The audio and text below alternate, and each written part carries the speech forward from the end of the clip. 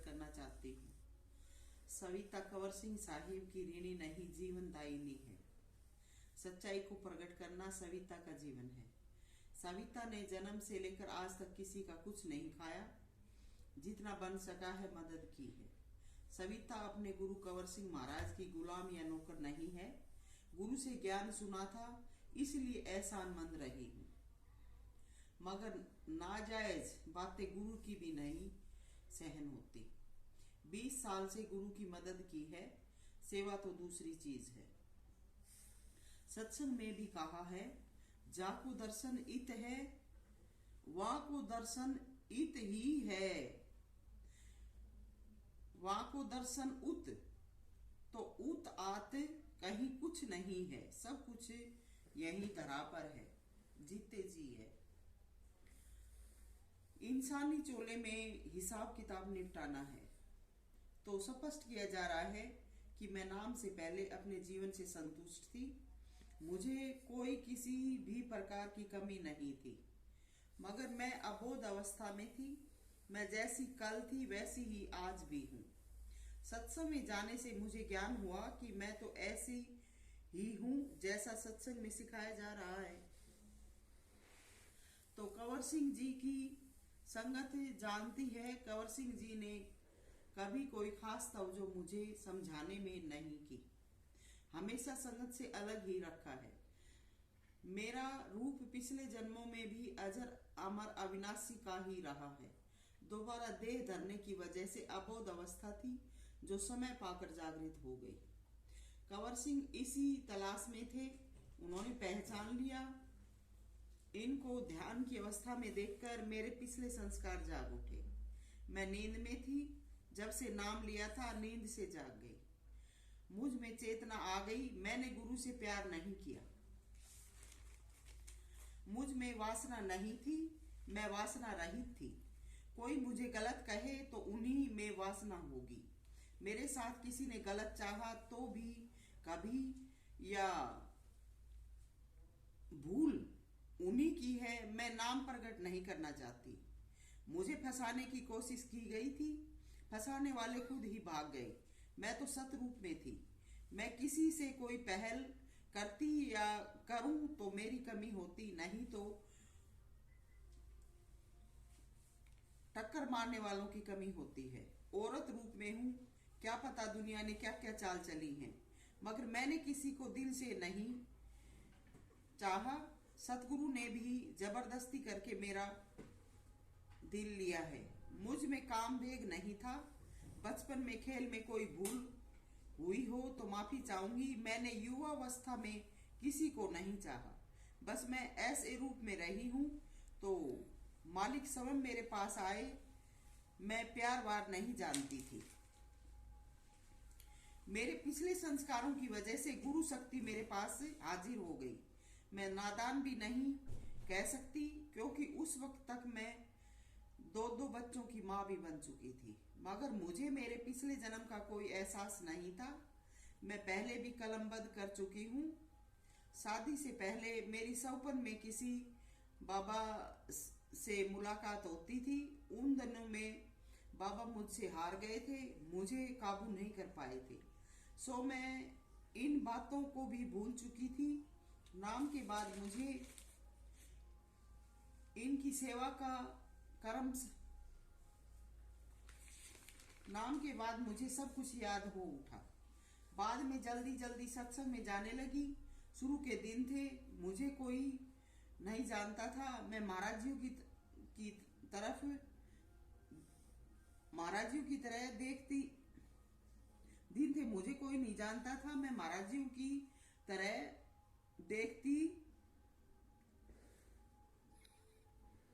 देखती रहती। मैं पहचानना चाह रही थी कि मेरे साथ ये क्या हो रहा है। काफी समय बीत चुका था। आते जाते गुरु को करीब से जानना चाहती थी। गुरु मुझे दूर करते रहे। सत्संगों में कभी कभी पास रही शुरू में, बाद में खबर लगने पर विरोध होने लगा। लेकिन विरोध संगत ने ही किया था। दीनोद आश्रम में करीब से देखने सुनने का वक्त मिलता था। जब महाराज जी आसन पर आते थे तो अपनी सुनाते थे, हमारी भी लाइन लगाकर सुनी जाती थी। महाराज उन दिनों एक बात कहते थे कि हम गुरु की तरफ कोई ध्यान नहीं देते। घंटों चिल्लाता रहता हूँ, कोई बाहर से आता है तुरंत उसकी तरफ दौड़े फिरते हैं। तो जब ये बात बोलते थे तो उनकी आंखें मुझे शिकायत करती नजर आ रही होती थी। तो मैं देखती थी कि मेरी ही तरफ देख रहे हैं। फिर कहते कि हम अमल नहीं करते। यहाँ से मेरी यात्रा शुरू हुई थी। मैंने संकल्प लिया था कि मैं आप जो कहोगे वही पूरा करूंगी। गुरु ने 2.5-3 घंटे ध्यान के लिए बोला। मैंने 2.5-3 घंटे क्या 5-7 घंटे की हामी भरी। मैं ध्यानरत रहने लगी। हर पल नया एहसास होता जिससे मैं डर उठती। भागी भागी दिनों आती। मैं महाराज जी से बताती। कभी कभी उत्तर भी देते मगर तसल्ली कभी नहीं बख्शी। तो मैंने सूरत और नीरत की सेवा की। सत्संगों में भी सेवा की। जैसा भी इशारा किया मरी मिटी। जो भी हुआ गुरु के इशारे पर किया। मैंने गुरु के लिए किया। परमात्मा हाजिर हुए। गुरु ने ही फायदा उठाया है। मैंने मेरे लिए कुछ नहीं किया। उन दिनों बच्चे भी दूर करवा दिए थे मुझसे। सब कुछ ले लिया था। मैं उन दिनों बैराग में सब कुछ भूल चुकी थी। कुछ औरतें बहनें मेरे साथ रहती थी। बाद में वे भी बदल गई थी। आश्रम के संकेतों द्वारा। मगर मैं मालिक पर जिंदा रही हूँ। मेरा हौसला कम नहीं हुआ। फिर मेरे बच्चे मेरे साथी सहाय हो गए। ये बच्चे सत्संगी हैं। इन्होंने मेरे सच व सत को आजमा कर साथ दिया है। ये मेरे साथी व सहायक हैं। मैं इनको कभी भी नहीं छोड़ सकती, क्योंकि उन दिनों परीक्षा की घड़ियों में छोड़ चुकी थी। अब ये सत्संगी हैं। जन्नत को छोड़ सकती हूँ, इनको नहीं। कोई कुछ कहे परवाह नहीं।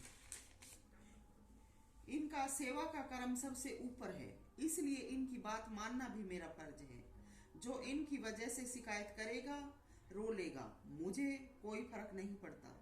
दुख की घड़ियों में इन्होंने ही हाथ पकड़ कर चलाया है। ये तो मेरे पूज्य हैं। जब मैं खुदा रूप इनको पूजती हूँ तो जो कल्याण चाहेंगे वो इनको मान लेंगे। जो नहीं मानते पड़े रहो, मैं क्यों बताऊं। मैं तो इनको लाख जन्म लेने पर भी नहीं बुला सकती।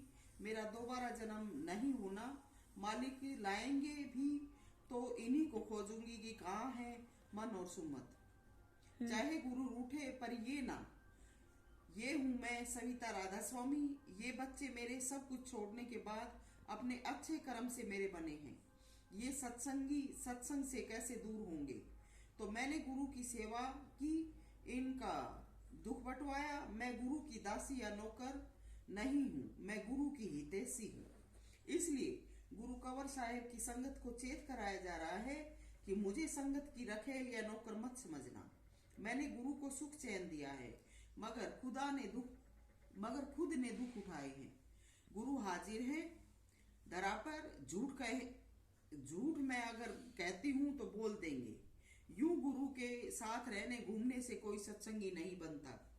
सत्संगी गुरु का दुख बटाने से बनता है।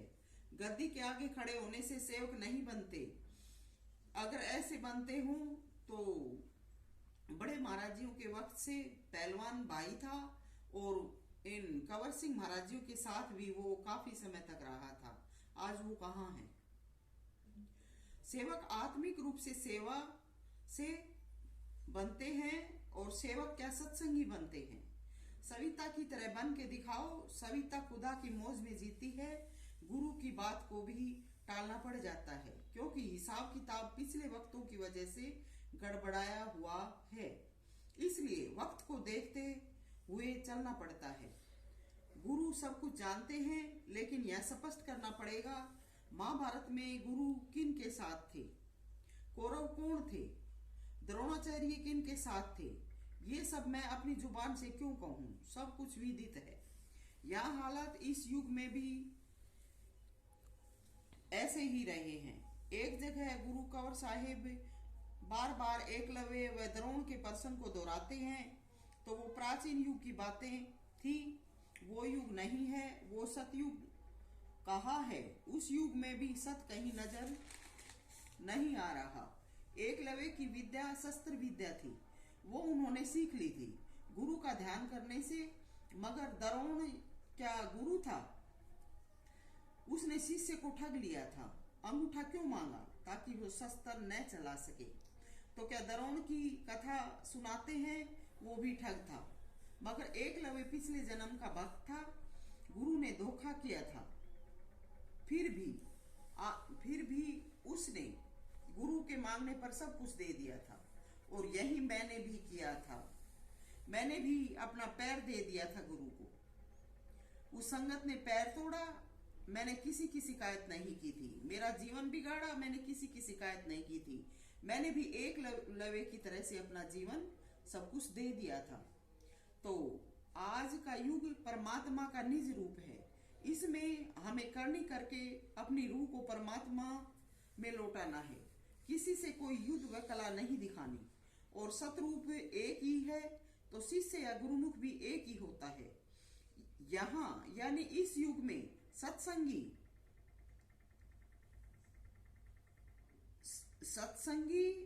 हो यानी इस युग में सत्संगी अनेक हो सकते हैं। शिष्य तो सतरूप ही होता है। मौज शिष्य के रूप में काम करती है तो पुराने वक्त के शास्त्रों के दोहराने से गत नहीं होगी।